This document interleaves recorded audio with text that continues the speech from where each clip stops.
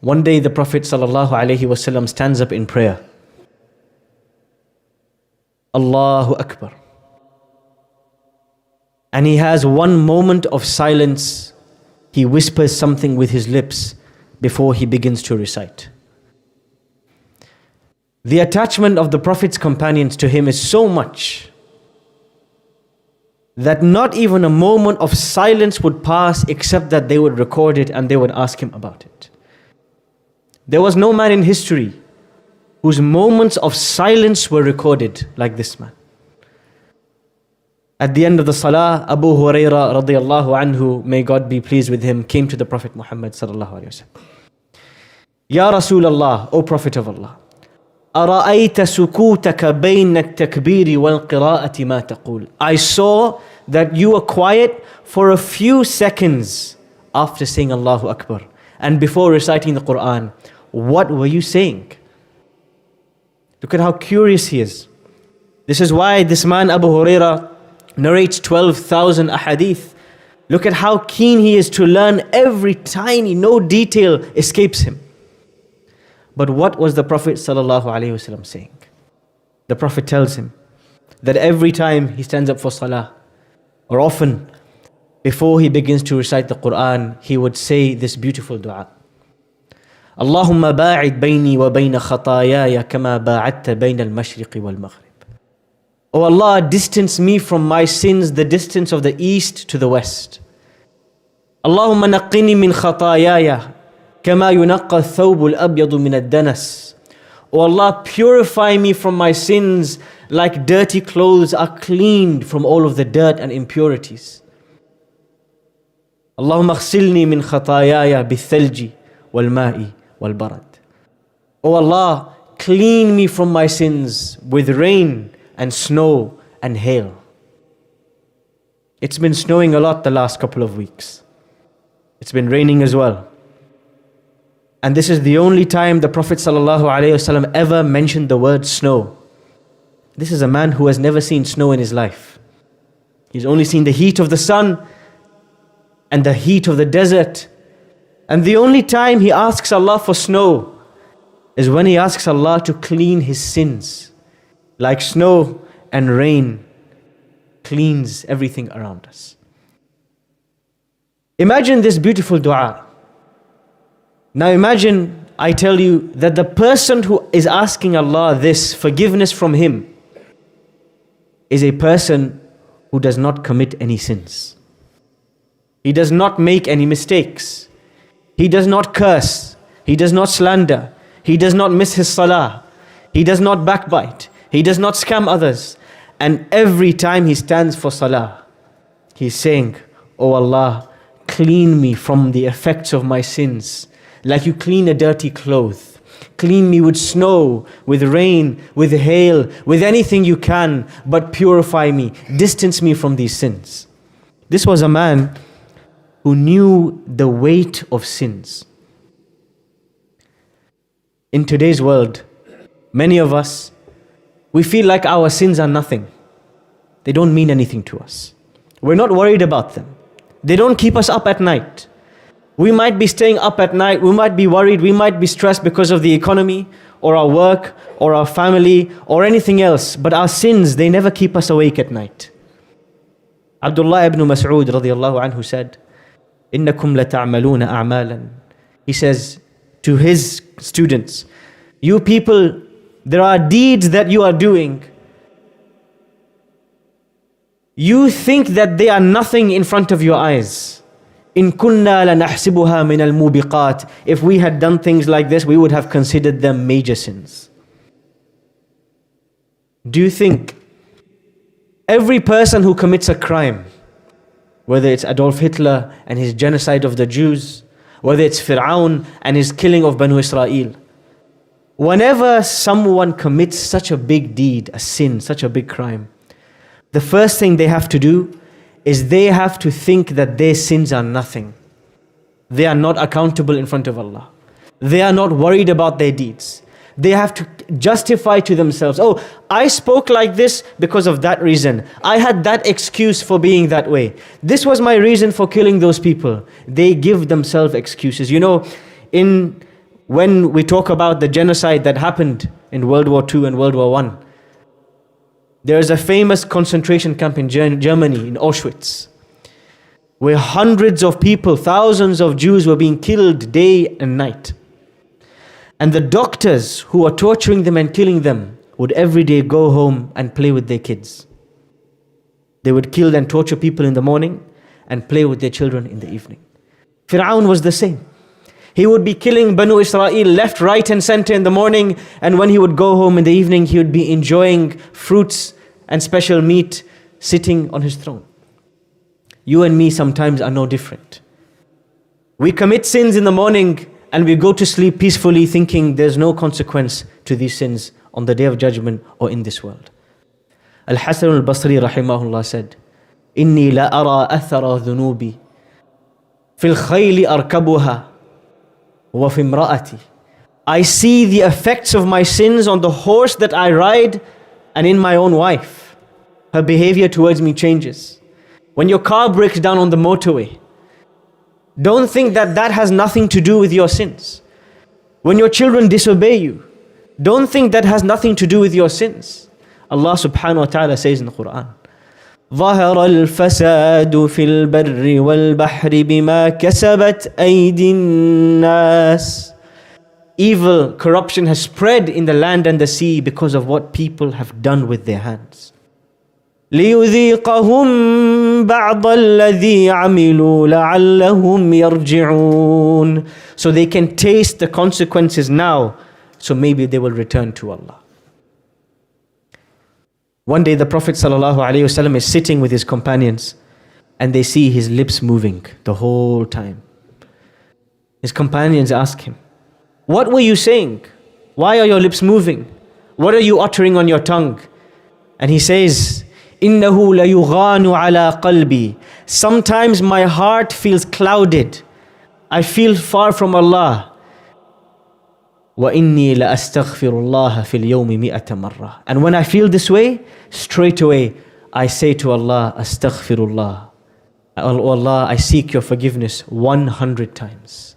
100 times in the morning and 100 times in the evening. And this is the man who never committed a sin. Then why? Why was he seeking the forgiveness of Allah so often? If he was somebody who never made a mistake, never committed a sin, never committed a crime in his life. The answer he gives us one day as he's standing at night praying salah and his feet are swollen. His feet have bulged in size because of how long he's standing praying the night prayer. And his wife, Aisha radiallahu anha, asks him, why do you do all of this?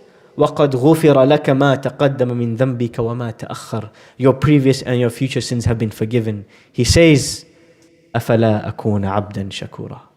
How can I not be grateful to Allah? None of us, neither me nor you, none of us are angels. And this means we are always going to make mistakes. We are always going to sin. Every day this tongue of ours lashes out with so many.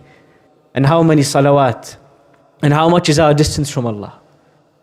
But we should not be deluded. We should not be cheated. We should not be deceived by the shaitan to think that these sins do not affect our lives. You will see them in the vehicle that you drive, in the behavior of your children, in the behavior of your boss, in the behavior of your friends. You will see it in the weather. You will see it on the roads. You will see it on your house. You will see it in your electricity bill. You will see it in the water that you drink. The effect of our sins comes back to bite us because we think nothing of them. The biggest crime is not the sin. The biggest crime is not that I backbited or that I missed my salah or that I wronged someone. This is not the biggest crime. Sufyan al-Thawri rahimahullah used to say, لا تنظروا إلى المعصية. Don't look at the size of the deed you did.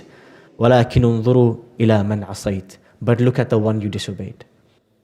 The fact that we think nothing of our mistakes and our crimes and our sins means that we think nothing of Allah subhanahu wa ta'ala. When Nuh alayhi salam calls his people to seek Allah's forgiveness, he says, فَقُلْتُ اسْتَغْفِرُوا رَبَّكُمْ إِنَّهُ كَانَ غَفَّارًا. I said to my people, ask Allah's forgiveness because He is always forgiving. يُرْسِلِ السَّمَاءَ عَلَيْكُمْ مِدْرَارًا. And you see, He will send the rain from the sky. وَيُمْدِدْكُمْ بِأَمْوَالٍ وَبَنِينَ. He will gift you with wealth and with children. وَيَجْعَلْ لَكُمْ جَنَّاتٍ وَيَجْعَلْ لَكُمْ أَنْهَارًا. And He will give you gardens and He will give you rivers. مَا لَكُمْ. What is wrong with you people? This is what Nuh alayhi salam says to his people. What is wrong with you people? مَا لَكُمْ لَا تَرْجُونَ لِلَّهِ وَقَارًا. What is wrong with you that you do not care about Allah? If we don't feel the burden of our sins on our shoulders, like we feel the burdens of work and expenses and the stresses of this life, if we are not stressed out by our sins, then maybe we don't really think much of our Creator. I'm sorry. These are the two words that we find it very difficult to say. I'm sorry. We find it difficult to say these words to other people. And we find it even more difficult to say these words to our Creator. Oh Allah, I am sorry because I always fall short. Oh Allah, I am sorry because my salah is never up to scratch. Oh Allah, I am sorry because of the way I speak to my relatives and my family and oh Allah, I'm sorry because I have kept such a distance from you. When was the last time I spoke to you? Oh Allah, I'm sorry. This is the meaning of astaghfirullah. It is an apology to Allah. But to apologize, you have to first admit the mistake. Many of us, we don't apologize to our friends and our family because we are too arrogant to do so. They were wrong. They were the one who started the fight. They were the one who was at fault. But when we point one finger, we don't realize there are four fingers pointing right back at us. We have to feel sorry. First to Allah, and then to those around us. We have to accept and admit our failures, our mistakes. Because if we don't, there are consequences on a day where we don't want to see any consequences. Because there will come a day where we will regret that we did not apologize to Allah and to those around us. Allah reminds us in the Qur'an that there will come a day when you and me will be stood in front of Him and we will say, oh Allah, send us back. قَالَ رَبِّ ارْجِعُونَ. Oh Allah, send me back. Let me live season 2 of my life. One more chance. لَعَلِّي أَعْمَلُ صَالِحًا فِي مَا تَرَكْتُ. Let me go and do all the good deeds that I never got to do. What is Allah's response? كَلَّا إِنَّهَا كَلِمَةٌ هُوَ قَائِلُهَا. These are empty words that you speak. وَمِن وَرَائِهِمْ بَرْزَخٌ إِلَى يَوْمِ يُبْعَثُونَ. Now face the fire and face the limbo of the grave until the day you will return. There will come a day when we will hold our books in our hands. The book that you and me wrote, yes, the book that we wrote with our deeds. اقرأ كتابك. We will be told, read aloud what is in this book. كفى بنفسك اليوم عليك حسيبا. You are enough to account and judge yourself today. We will look at what is inside this book and we will say, ما لهذا الكتاب. What is wrong with this book? لا يغادر صغيرة ولا كبيرة إلا أحصاها. Every small deed I did, the small glances, the little words, the things no one noticed, it's all there. It's all recorded. وَوَجَدُوا مَا عَمِلُوا حَاضِرًا. Everything will be written there. وَلَا يَظْلِمُ رَبُّكَ أَحَدًا. But Allah never will wrong you or me. All that being said, that we should lose sleep at night because of our sins, that we should worry because of our sins, that we should be conscious that our sins are a mountain about to collapse on our head. We should never take a sin lightly. At the same time, we should realize that no sin other than shirk is too small or too large for the forgiveness of Allah. The Prophet ﷺ informs us that whoever comes to Allah sincerely asking His forgiveness, Ya Bani Adam, لو بلغت ذنوبك عنان السماء, as it comes in a hadith Qudsi, O child of Adam, if your sins were to reach the froth of the sea or the height of the skies, ثم لقيتني لا تشرك بي شيئا, but then you came to me sincerely, لغفرت لك ما كان منك ولا أبالي, I would forgive it all in an instant and I would not care what it was. Our parents would not forgive us for some sins. Our wives and husbands would not forgive us for some mistakes. But we are lucky and we are blessed to have a Creator that is more merciful to us than our own mothers and than our own fathers, than our own brothers and our own sisters. As Allah says in the Qur'an, قُلْ يَا عِبَادِيَ الَّذِينَ أَسْرَفُوا عَلَىٰ أَنفُسِهِمْ, my slaves who have wronged themselves. See, when somebody is upset with you, when somebody is angry with you, when you have done something wrong, they try to distance themselves from you. If a child wrongs their parent, the parent says, get out of the house, go, I don't want to see your face. If two business partners get into a fight, they say, I don't want to be in a partnership with you anymore, go away, don't call me, don't message me. But when we wrong Allah, our Creator, He does not try to distance us, He brings us close. He says, Ya ibadi, my dear slaves who have wronged themselves. لا تقنطوا من رحمة الله, never despair of the mercy of Allah. إن الله يغفر الذنوب جميعا, Allah can forgive all sins.